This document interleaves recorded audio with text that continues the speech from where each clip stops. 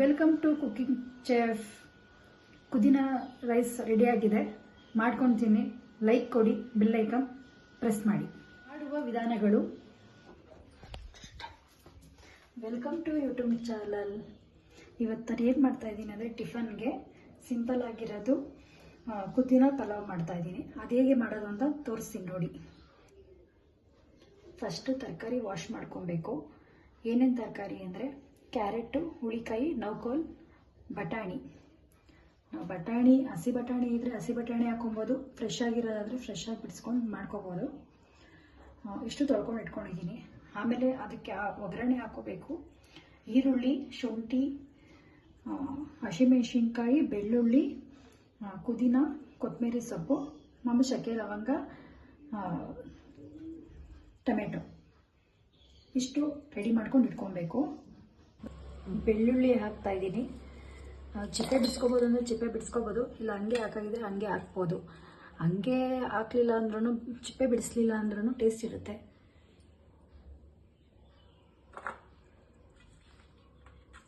ಮೆಣಸಿನ್ಕಾಯಿ ಹಾಕ್ಕೊತಾ ಇದ್ದೀನಿ. ನಿಮ್ಗೆ ಎಷ್ಟು ಖಾರ ಬೇಕೋ ಅಷ್ಟು ಮೆಣಸಿನ್ಕಾಯಿ ಹಾಕ್ಕೊಳ್ಬೇಕು.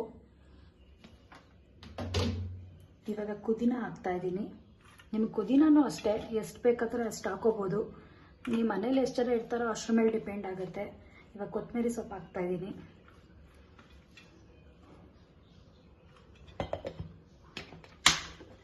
ರುಬ್ಬಿರೋ ಮಸಾಲೆ ಇವಾಗ ರೆಡಿಯಾಗಿದೆ.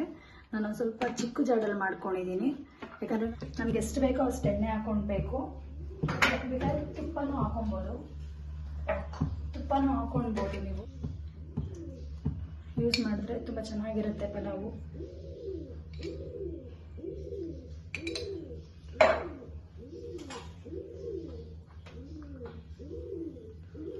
ಇವಾಗ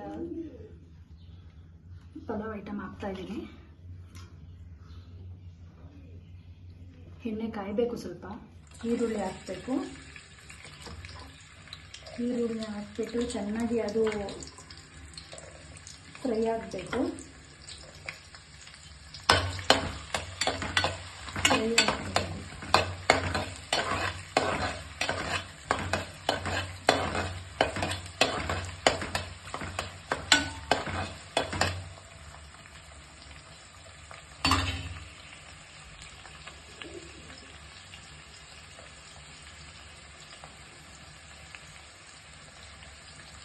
ನೆಕ್ಸ್ಟ್ ಟೊಮೆಟೊ ಹಾಕಬೇಕು. ಟೊಮೆಟೊ ಹಾಕ್ಬಿಟ್ಟು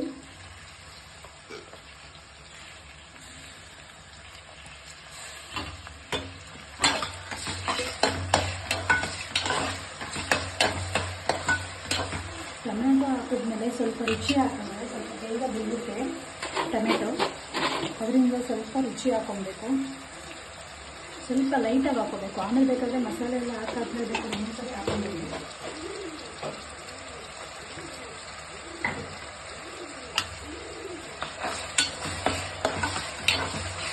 ಅದು ಬೇಗ ಬೇಯಬೇಕಲ್ವ, ಅದರಿಂದ ಸ್ವಲ್ಪ ರುಚಿ ಹಾಕೊಬೇಕು. ರುಚಿ ಹಾಕೊಂಡ್ರೆ ಎಷ್ಟು ಬೇಗ ಬೇಯುತ್ತೆ. ಟೊಮೆಟೊ ಬೆಂದಿದೆ ಇವಾಗ ರುಬ್ಬಿರೋ ಮಸಾಲೆನ ಹಾಕೊಬೇಕು.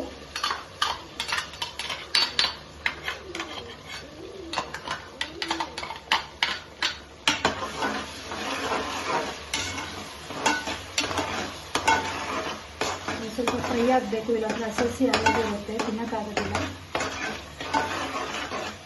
ಎಲ್ಲ ಹೋಗಿದೆ ಮಸಾಲೆದು. ಇವಾಗ ತರಕಾರಿ ಹಾಕೋಣ.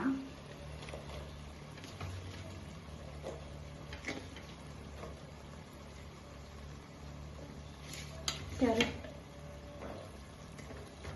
ಹುಳಿಕಾಯಿ ಹಾಕೋಣ. ಅದೇ ಹೇಳಿದ್ನಲ್ಲ, ಬಟಾಣಿ ಬೇಕಾದರೆ ನೀವು ಹಸೆ ತಂದು ಹಾಕೊಬೋದು, ಇಲ್ಲ ಬಿಡ್ಸ್ ಹಾಕೋಬೋದು. ಬಿಡ್ಸ್ ಹಾಕೊಂಡ್ರೆ ಫ್ರೆಶ್ ಆಗಿರುತ್ತೆ, ಬೇಗ ಆಗುತ್ತೆ.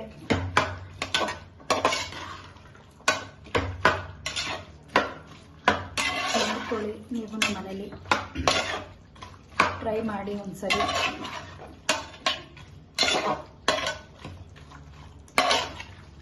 ಇನ್ನು ತರಕಾರಿ ಎಲ್ಲ ಹಾಕಿರ್ತೀವಲ್ಲ, ಮಕ್ಕಳಿಗೆ ಸ್ವಲ್ಪ ತಿನ್ನಬೇಕು ಅಂತ ಅನಿಸುತ್ತೆ. ಅದರಿಂದ ಈ ಥರ ಎಲ್ಲ ತರಕಾರಿ ಹಾಕ್ಬಿಟ್ಟು ಕೊಟ್ಟರೆ ಇವಾಗ ಎಷ್ಟು ಬೇಕೋ ಅಷ್ಟು ರುಚಿ ಹಾಕ್ಕೊಳ್ಳಿ. ಯಾಕಂದರೆ ಅವಾಗ ಹಾಕೊಂಡಿರ್ತೀವಲ್ಲ ಟೊಮೆಟೊ ಬೇಯಬೇಕು ಅಂದ್ಬಿಟ್ಟು. ಈ ಸೋನಾ ಮಸೂರಿ ಅಕ್ಕಿನೇ ಹಾಕ್ತೀನಿ.